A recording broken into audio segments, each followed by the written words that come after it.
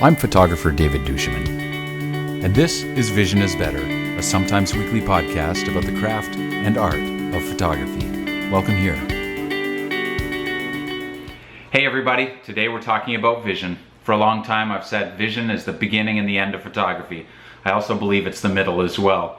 Vision's important. Yes, expression's important too, but before you start making decisions about which buttons you use and which dials you turn and which lens you put on the front of your camera, you kind of have to know what you want to say and what you want your photograph to look like.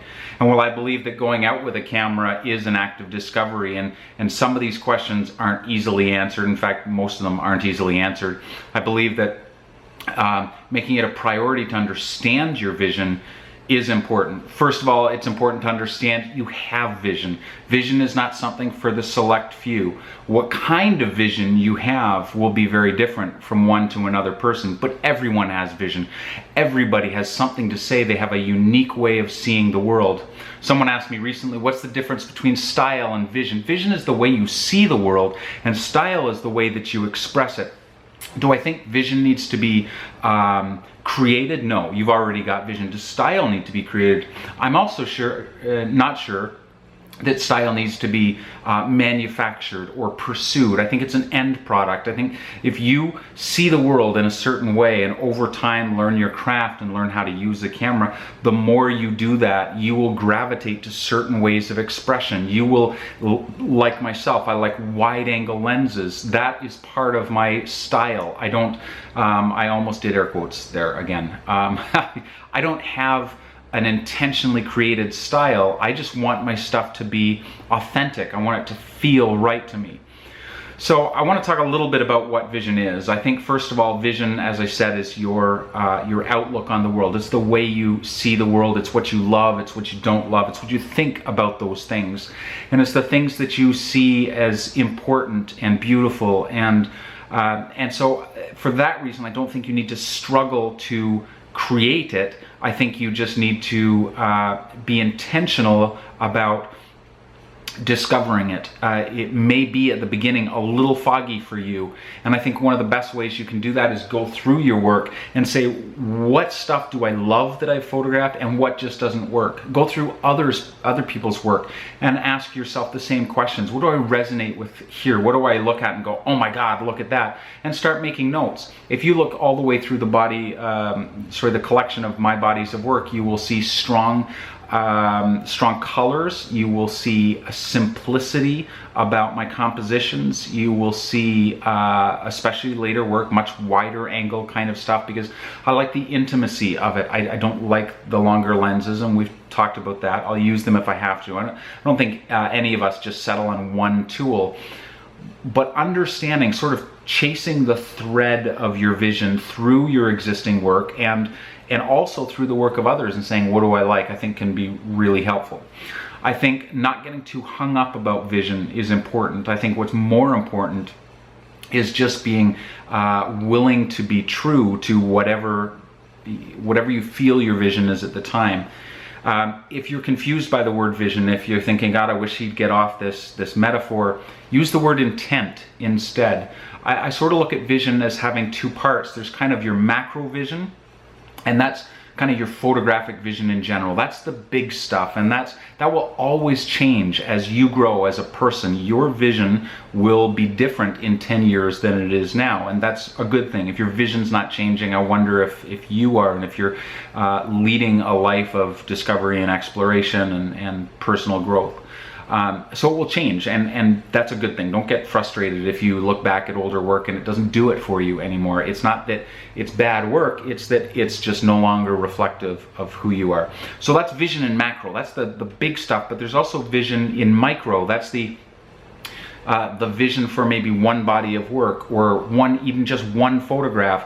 What do you intend for this photograph? What do you want it to look like? What do you want it to feel like? What kind of story do you want it to tell? What is the heart of that photograph? And if you can narrow it down to that, not what is this photograph of, but what is this photograph about? Maybe bigger themes. You may photograph your child, and yes, it is a photograph of a child, but if you identify it as a photograph about childhood or playfulness, you may be able to better express that. You might want to get lower to have a POV that's more on the level of the child. You might want to put that small child against something quite large to give a sense of scale and therefore smallness to the child. Or you may want to photograph them in various emotional states that are reflective of childhood, discovery and curiosity and kind of wild abandoned laughter. That sort of thing is part of your intent for that specific photograph or body of work.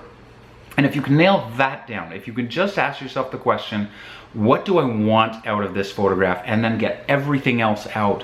A photograph can really only do one thing very well. And if you try to pack in too much, you dilute that one thing with other elements that pull our eye and our attention and our emotion away from that central thing. So don't hesitate to simplify. Maybe it's better that you tell that that story in 3 or 4 photographs instead of trying to cram it all into one. So that's the way that I look at vision, and it's the same with my post-production. When I'm at the computer, I'm asking myself before I start moving buttons and sliders, what do I want from this photograph? You may not have the answer immediately, but beginning to ask the question is important. What kind of mood do you want? Where do you want the eye to go? What do you want people to feel when they look at this? Is there a key idea that you want to communicate? Is there a path that you want the eye to follow in the photograph? Are there key contrasts that you want to point out? Maybe in post-production you'll darken one thing or lighten another, or sharpen one thing selectively while the other remains unsharp, so you have a little bit of contrast there. Those decisions all come from your vision. And I'm not for a minute suggesting the craft isn't important. I'm not saying that the camera doesn't matter. Of course the camera matters. We're photographers. What brand of camera you have doesn't matter. There are a lot of things about the photography industry in general, I think, that don't matter and take us away from the main point. But your vision matters, and then you will learn over time to express it in better or stronger and stronger ways. And that, of course, is your style. But I think the style will come if you're honest, if you create the stuff that you want to create. You will find that your work is naturally authentic and original, because it originates from you. So I guess that's kind of it. If you want to pursue more of this stuff, I do talk about this in the Vision Driven Photographer on craftandvision.com. I also talk about it in Within the Frame, which is available on Amazon.com.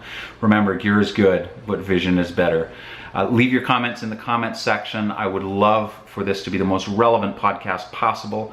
And if there's something that I can talk about or expand on, I'd like to do that. If there are topics that you would like to see covered, leave them here. Please subscribe. We'll see you next time on Vision is Better.